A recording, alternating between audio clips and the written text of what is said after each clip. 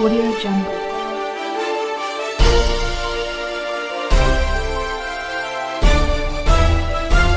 Audio Jungle.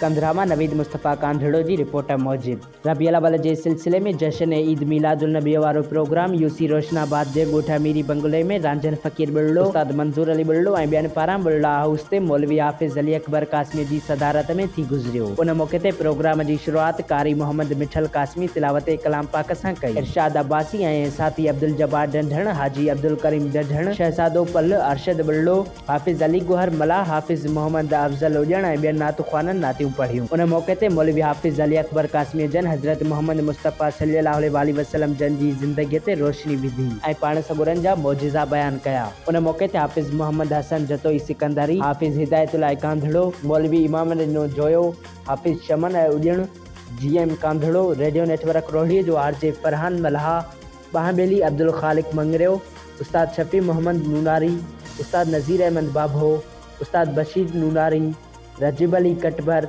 Ali मुराद कटबर, नबीदाद मंगरियो, हाजी बख्शल कटबर, उस्ताद ताज मोहम्मद कटबर, अलहदिनो ॿरड़ो, नज़ीर अहमद ॿरड़ो, राहिब शेख, मोहम्मद अली चझड़, गुलबहार मल्हा, हाफिज़ गुलाम कादिर सिकंदरी, मौलवी ज़हूर अहमद पल, हाफिज़ अयास नूनारी, ज़हीर नूनारी, मोहम्मद पनाह ॿरड़ो, आज़म नूनारी, मोहम्मद बचल ॿरड़ो, एहसान ॿरड़ो, गुलाम मुर्तज़ा ॿरड़ो, उस्ताद ख़ादिम हुसैन शेख, उस्ताद ज़मीर शेख ऐं ॿियनि केतिरनि ई आशिकान रसूल सल्लल्लाहु अलैहि वसल्लम जन ईद मीलादुल नबी वारे प्रोग्राम में शामिल हुआ।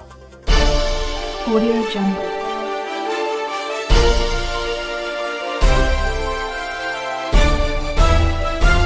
Audio Jungle.